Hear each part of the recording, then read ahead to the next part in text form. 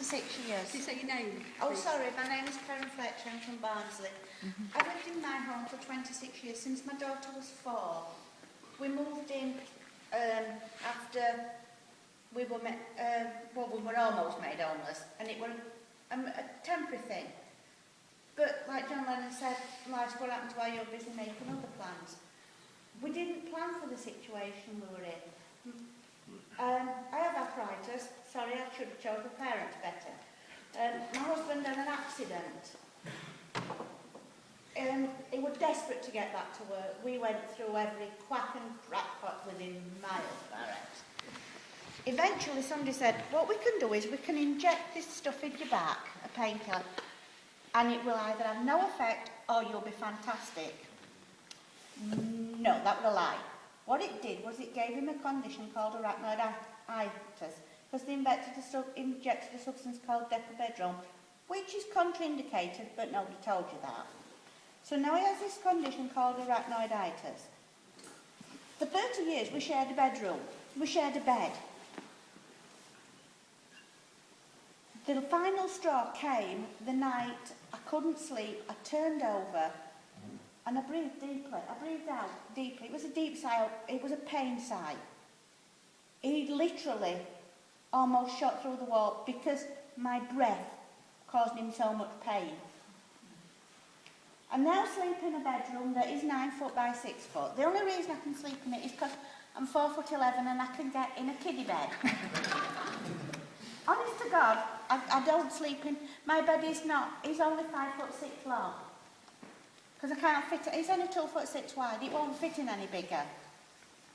But because we're a couple, we only need one bedroom. The fact is, not last night but the night before, I was downstairs again at 3 o'clock in the morning, trying to think of ways to deal with the council again. Because my council leader told me that if you have any problems, contact the rent section.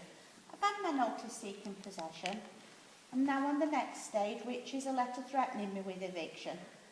So I rang the rent section, just like my council leader said. And I'm still waiting for my DHP appeal to come through. They've turned it down because they're counting disability living allowance as income. Nobody else does. If you took me to county court for whatever reason, because of the benefits I receive, I have no income. I literally have no income according to the county court, but according to the council, they can count my severe disablement benefit, and they can count both our DLAs. So our income matches our outgoings. But that's because we've got 200 quid a week that's, well, almost £200 a week, that's disability living allowance.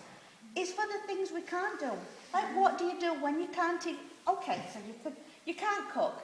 Eat a ready meal. Great when you can get it freezer, but if you can't even open it between the two of you. And my husband is 6 foot tall and built like he's a big bloke. And I don't mean he's fat, I mean he's big. And he can't open the fridge door. What do? You can't eat a ready meal. You eat takeaways. They're expensive. And worse, you have to have them delivered, because if you can't open the fridge door, you sure as hell can't get out of the house. I have no family nearby. My daughter lives in the next town.